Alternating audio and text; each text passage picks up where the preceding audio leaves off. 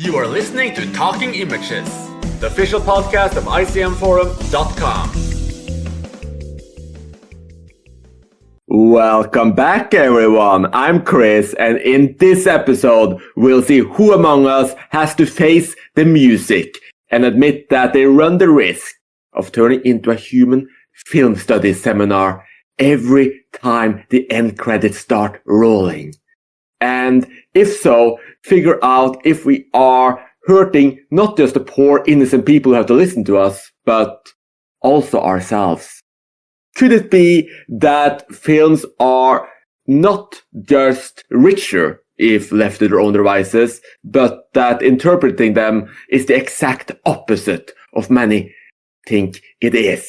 By which I mean that it's not a higher form of film appreciation, but rather an attack on cinema itself, impoverishing and limiting films until you're looking at a distorted view of what was, leaving you unable to appreciate all that cinema has to offer in its visceral beauty. Yes, for those who did attend film studies seminars, or just simply love to read, that is essentially Susan Sontag's thesis in Against Interpretation, which Arthur pushed some of us to read before this episode. So maybe even those people who are against interpretation can scare people away by over-intellectualizing everything.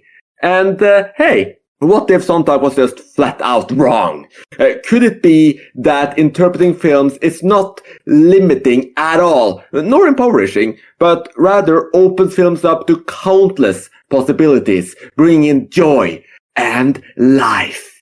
Let's see how my four brilliant co-hosts of today, Arthur, Ben, and Saul, and starting with you, Arthur, and I'll bring this question up to everyone, as I'll just like to see where all of us kind of fall on this scale. Are you one of those pseudo-intellectuals, if you will, who turn into a human film seminar every time you're done with a film and just cannot stop talking about it? Oh, and have you ever scared people away?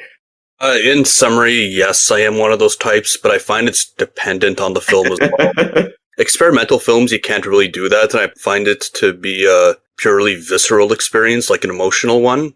In the end, I kind of find it fun to take a film and unravel it like a puzzle, and it helped me a lot with general skills as well, because even if I'm wrong, it kind of helps with critical thinking. And the other odd thing is that it made me appreciate films a lot more. On average, my average score and like Letterboxd and stuff like that are a lot higher, because as I'm looking more in depth into a film, I kind of have to see more of their strengths. I think when I have this online friend who made his own, actually a video essay, saying why he hates interpretation, and I kind of agree with what one point was, which was a lot of video essayists on YouTube now are kind of way too amateurish about it in a way, where they spend literally hours summarizing the plot in a video format and then always end it with the same interpretation. So I think Susan would be very angry right now, but yeah, I am one of those types. So you would make her angry as well, I guess. What about you, Ben? Have you ever scared people away by just going over every single possible subtext and hidden message in a film while the credits start rolling? Probably not to that extent. I historically haven't always, went down rabbit holes into in-depth interpretations, but I'm not against it. And there are definitely certain films that lend themselves to it, and certain directors that I think intentionally want their films to be interpreted in specific ways. Mulholland Drive, for instance, is one that my friends and I discussed very thoroughly after we watched it in the theater back when it first came out. Yeah, I can't say I agree with Sontag's essay. What about you, Saul? Do you just love dissecting films and finding out their hidden meanings? Hi, Chris. Hi, everyone. Like with my other co-hosts, I think it largely depends on the film itself. Some films, I guess, I find myself interpreting more than others. The tricky thing with me is that every film that I watch, I write a 2-paragraph review on Letterboxd. And generally in those reviews, I'm talking about what the film meant to me. I will say some stuff about what it's like and I guess what emotions it's evoking. And if it's very atmospheric or moody, that might come into it. But on some level, I think I am interpreting it as a narrative, unless it's like extremely experimental. But even then, you're sort of looking at what the filmmaker's doing. For me, it's just like a natural part of the experience of watching the film is being able to share my thoughts about it afterwards. And I don't know if that's actually really impossible without interpretation. You don't really want to just describe a film. You really want to say what it meant to you and what you liked about it or what you disliked about it. And I don't think you can say that without putting interpretation there. Ooh, interesting. I do think Sontag disagree with you a little bit there, because she also wanted to talk about films in great deal. There must be slightly different interpretations of interpretation, which you probably hate as well.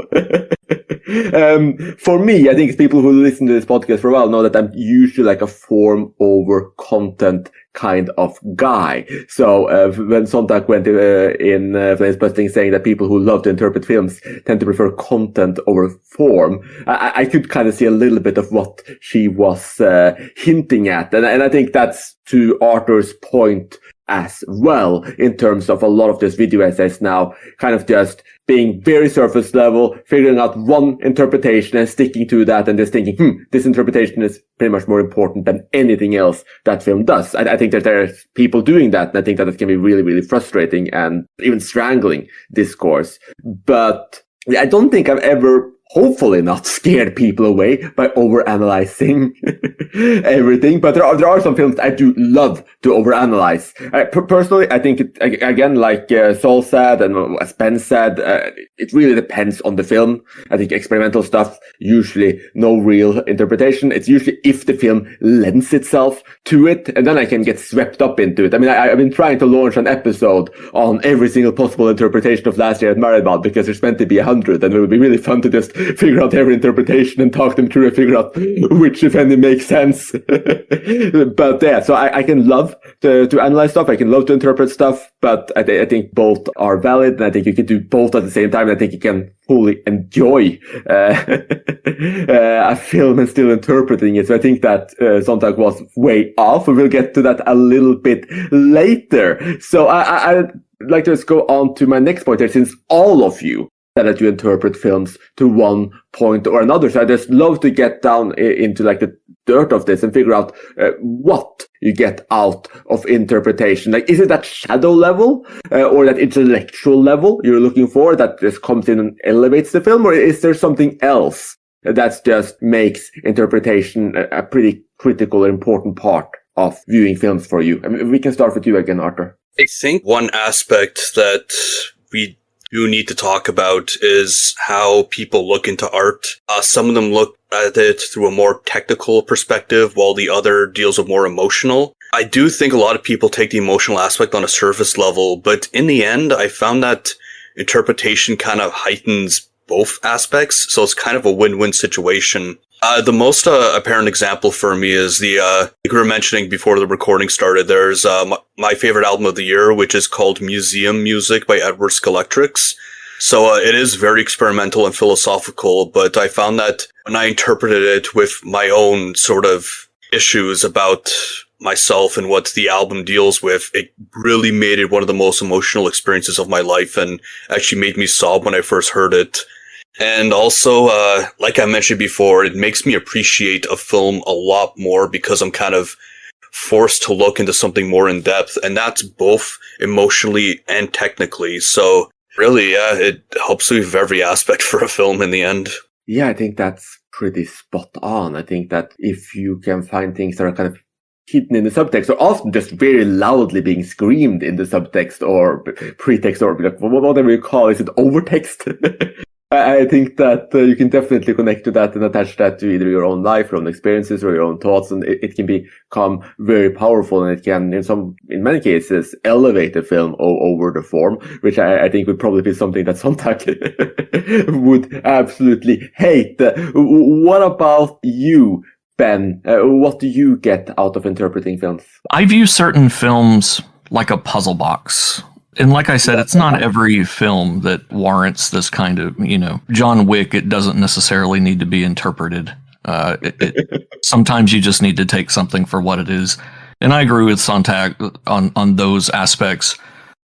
Sometimes you just need to see a guy shooting people, and that's fine. It's not a metaphor for, post-war consumerism or something. But, there are certain films that do invite it. And the directors even have sometimes explicitly invite those interpretations. That's something I really don't understand Sontag's perspective when she's talking about, even if a director wants you to interpret the film in different ways, you shouldn't. To which, I'm not sure why she feels it necessary to go against the intent of a director. To me, that it feels like a very almost a fascist approach to film essay. When you say, no, you have to interpret it this way. You're not allowed to interpret it in different ways. I don't understand that. I love that accusation and claim. Well done spicing up the episode there, Ben.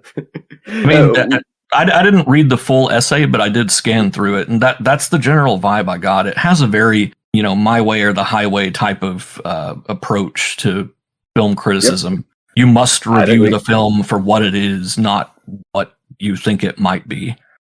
Well, okay, but by that same token, you also shouldn't review a film for what it isn't, and I see that very frequently.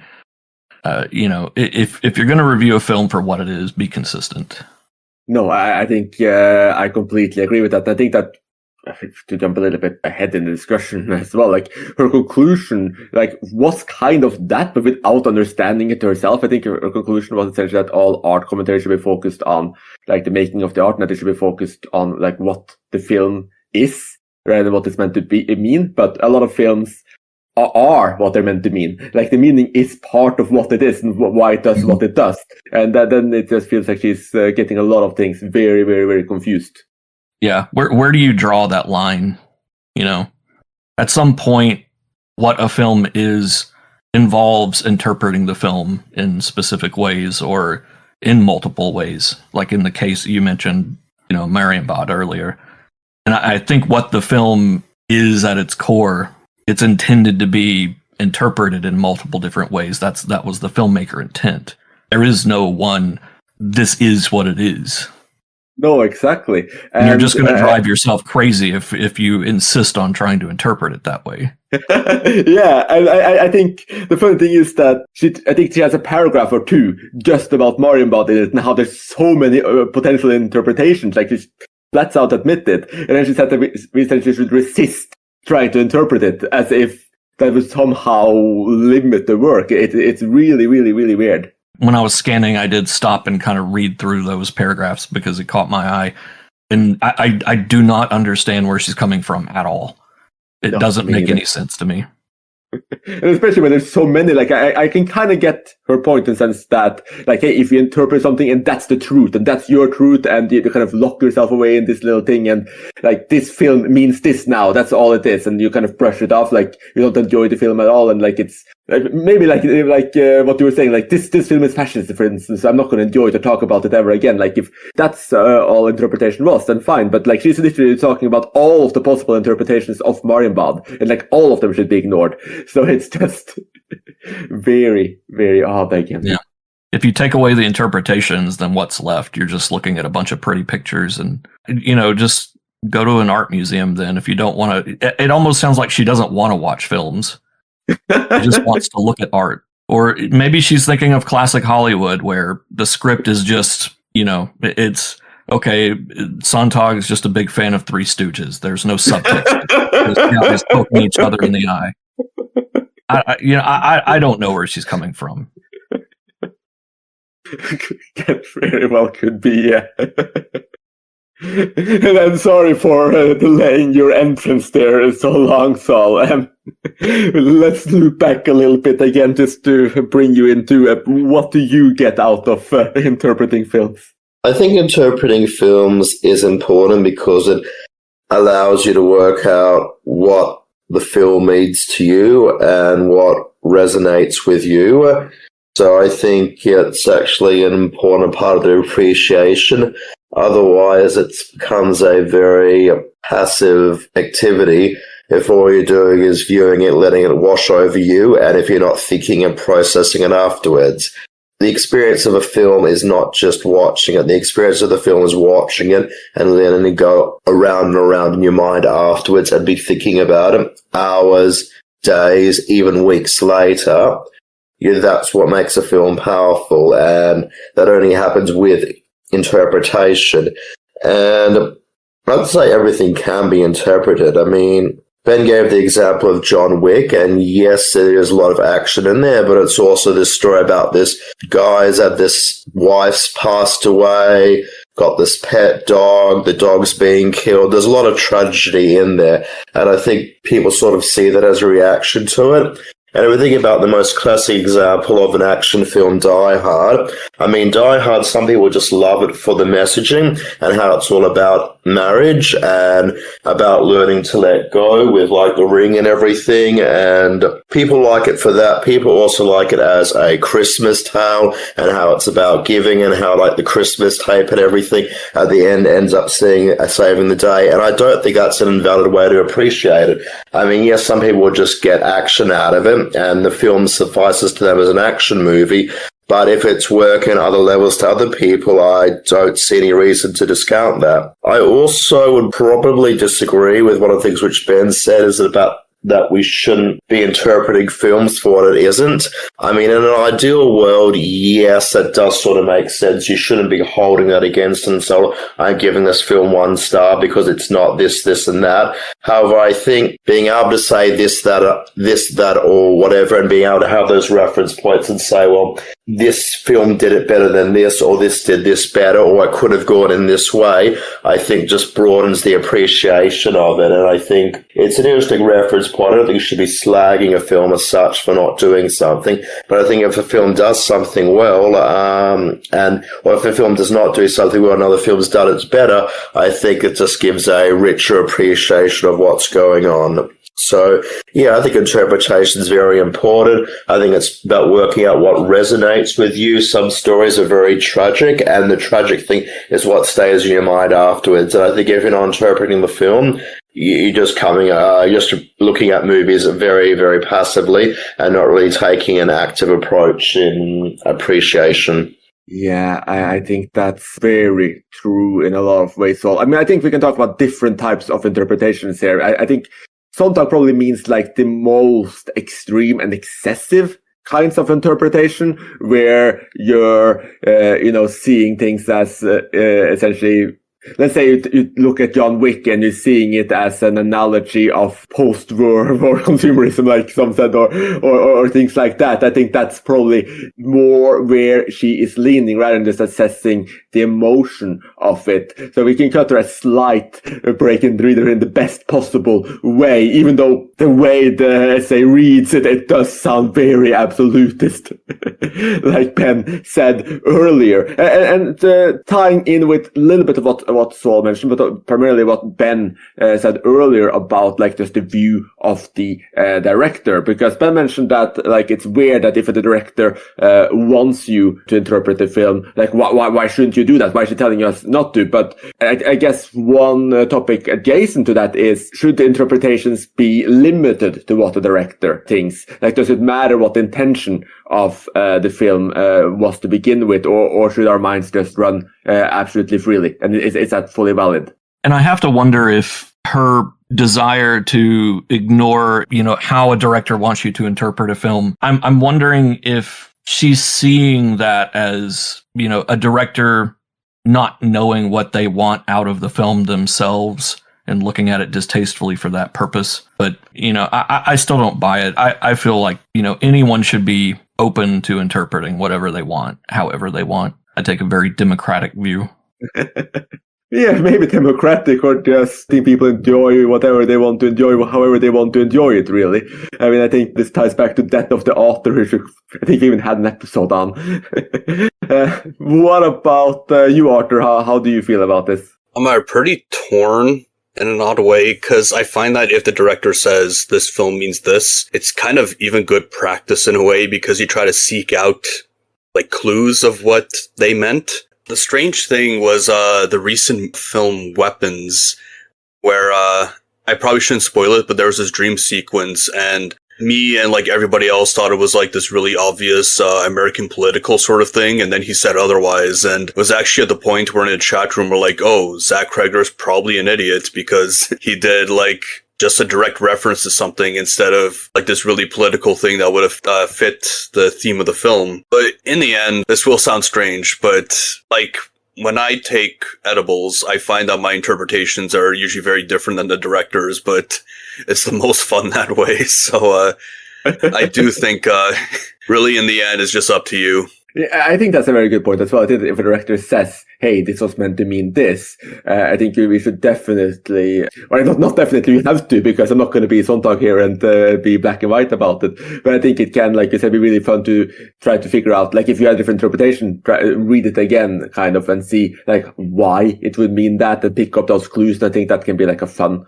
thing to do as well. But I think that you can interpret films in different ways, and it can mean different things at the same time as well. Like maybe it's something that the author didn't think of originally, something that the director didn't think of originally, but actually snuck in there and became part of the film. Or it's just something that, regardless of intention, that's how it appears, and that's how it looks, and that's how it gets seen. Artists do kind of lose power over their work sometimes just because context comes in and it matters, and it can be interesting in all kinds of different ways. I mean, in general, this ties back to how I feel about interpretation as well. It's just something additional that can make us think more about the films, and often, usually at least, enjoy the films more. In most cases, when something else can be added to a film, I think it's a different way or additional ways to talk about and enjoy it. So absolutely open to people enjoying films in every single way they can. What about you, Saul? I don't think it really matters if your interpretation aligns with the director or not, because it's your interpretation, it's your personal connection that you're making with the film and how you make sense of it. And I guess it's hard because we don't know what we're talking about, whether we're talking about experimental cinema or talking about puzzle box cinema, talking about like a conventional golden age Hollywood film, which has got a very conventional story. But I think it's up to you how you interpret it. I don't think that's really valid or invalid. I don't think it matters really what the director's interpretation is, because the film, it's a static object and you're sort of taking it and you're making sense of it. I don't think getting extra clues, whatever the director really changes it, the film is what it is. And if you're able to take something out of it the way that it is, I think, yeah, that's perfectly valid. I'm just thinking about like a few examples off the top of my head. One of them would be Mulholland Drive. It's been brought up already, but you know, I did see it at the cinema last year. I've actually seen it at the cinema 3 times now, which is really interesting, at 3 different cinemas. But I saw it at the cinema last year as a retrospective, and it was quite interesting just hearing some of the theories that people coming up with afterwards. One from the person who I went with, another one from someone in Letterboxd. They just went against the grain of what the conventional interpretation is. But I kind of liked it that people were putting their own interpretation on and sort of picking clues out from here and there that sort of justify that. So I kind of like that. It makes the film more dynamic. I'm also thinking with interpretation of things that are sort of semi-experimental. I mean, the films of Michael Snow generally do have some remnants of a narrative in there. So, I mean, like, Wavelength, it's a film about a murder. So there is a story taking place there, just the story takes a massive backseat to the 45-minute Zoom structure of it. So, yeah, even Corpus Callosum sort of about all these weird experiments at this place, which is conducting all these weird experiments on its workers. So I think there is a lot of narratives, or people like pick up narratives when watching things. And yeah, I don't think, sorry, just going back to the question, I don't think it really matters whether it aligns with the director or not, because it's your appreciation of the film. And if it works for you in that sort of way, then by all means, you know, go for it. I know different people when they watch different films, and if they've got kids in there and parents, and they're a parent, they can relate to it differently than I can as somebody who's not a parent, and that's fine. You're making the film work for you, and I think that's probably the most important part of watching a film is not just passively watching it, but taking something out of it. And if you're taking something out of it, it's always going to be very individual to you. And yeah, it doesn't really matter what the director's done. It can be interesting as a counterpoint, but I don't think it's really that important. Yeah, I think I fully agree with you there, Saul. The interesting thing is, about you mentioning Mulholland Drive, I think David Lynch would agree with you. He seemed to intentionally defy any kind of concrete interpretation of that movie. I don't know if you remember when the DVD originally came out, it included a list from David Lynch of 10 clues to the secret behind the movie. And it was basically him just, trolling people. He just made up clues that may or may not have any relevance to what the movie actually means to him. He intentionally just wanted to misdirect people. I think he likes his movies being interpreted in a lot of different ways. Or just not to be interpreted and just felt as well. I mean, I think maybe, though I could be completely wrong, Sontag and Lynch could have had a beer or something, or a glass of wine, or whatever the hell they would have enjoyed. Because I think, like you said, either just random, varied interpretation, or just letting people enjoy something weird and odd without kind of cramming it into a box. And I think that, if anything, might be like a little bit more pleasant and positive read of what Sontag is saying. Just enjoy it. Don't try to fit it into a box. I think she got lost in that idea, but I think that might be a bit of what she's saying. And I don't tend to overanalyze David Lynch, actually. I think that there's other films that lean themselves into that more than Lynch in many ways. With Lynch, I often just enjoy the atmosphere, the weirdness, and just get lost in that. Yeah, and I think with Lynch, he has certain things that he does want interpreted in certain ways and other things that are just there purely for weirdness. But I don't think he would care if you understood what he was trying to say or not. Oh, hell no. I think he said that as well.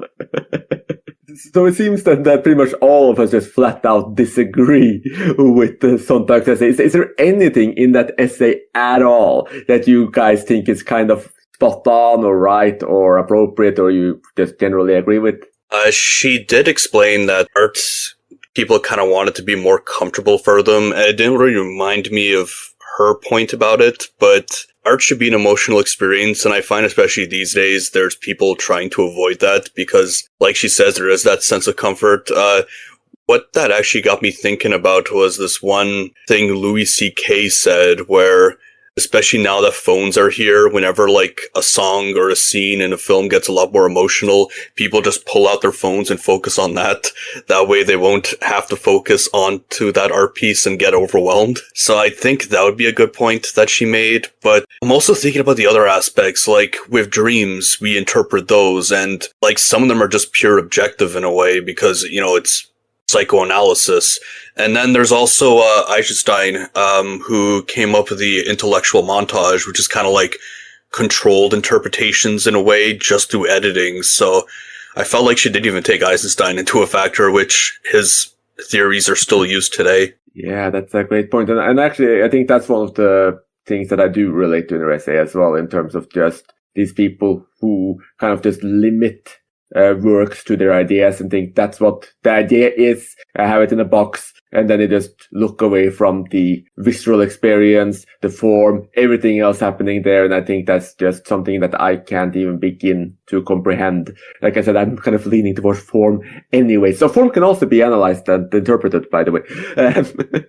But I think that kind of call towards enjoying films for what they are is definitely something that is close to my heart as well. The only point that I think Sontag might have would be with experimental cinema. I think I've sort of touched on this already. If you've got something that's really like out there, like beyond Michael Snow, something like Stan Brakhage, where it's like a whole lot of scratches on film and there's not necessarily any meaning behind it, or I guess maybe Empire by Andy Warhol, not that I've seen the entire thing. But if it's something where there isn't any clear narrative drive, it might not necessarily be the need to interpret it. You could just enjoy the visual experience of what it was. So I think with experimental cinema, I guess you could just take it as an audio-visual assault on the senses. You don't necessarily need to make meaning out of it, but again, it depends because experimental cinema is so broad. I mean, some of it is just like a Jackson Pollock painting, just like splotches everywhere and doesn't really seem to coalesce into anything. But then you've got other ones on the spectrum of the structuralists. I think of something like even like Zorn's Lemma from Hollis Frampton, and that's actually got a structure to it and it's got a form to it. So, I mean, that's the only thing I'd wonder about Sontag, whether she sort of meant that as for experimental cinema, because I think anything where you get any sort of narrative at all in there, I think it just begs interpretation. People are always going to relate to it as a story and see it like that. I think we're naturally predisposed to, even with experimental cinema, try and find the narrative in there. We're all used to like hearing stories, reading stories while growing up, so we sort of look for that story element in there. And like when you try to describe a film to a friend after you've seen a film, you know, you basically want to sum up what the story is or what it's about. So I think it's sort of natural with most films you're going to be interpreting it unless it is really on the experimental end. So yeah, that's the only thing which I wonder whether it was meant to be, you know, Stan Brakhage, let's not interpret it, let's just experience it, rather than everything, let's just experience it. Yeah, I think at the core of her essay, I don't necessarily disagree with what I think she's trying to say, if I am allowed to interpret the essay the way that I see fit. I feel like basically what she's saying is, you know, that she has seen a lot of critics going down these rabbit holes, getting lost in their interpretations and failing to experience the film for what it is. In the, at the end, she talks about what is important now is to recover our senses. We must learn to see more, to hear more, to feel more. And I don't necessarily disagree with that. You know, film is a visual medium. It's an emotional medium. It is intended to, you know, fill the senses. It's not an art piece that sits statically in one location. It is oral as well as visual. And, you know, it is possible to get lost in interpretations. If you find yourself just writing essays endlessly interpreting something and not actually watching movies, that can become a problem. But like I said, I feel like the intent versus the tone of the essay are two different things. And the tone has a very fascist, absolutist type of viewpoint that I don't agree with, where she's basically saying, no, you can't interpret. You're not allowed to interpret. That I do not jibe with. Film should be experienced fully the way it was intended to be experienced. But if you choose to interpret a film after you've experienced it the way it was intended to be, that's your own prerogative. Yeah, that's a good point.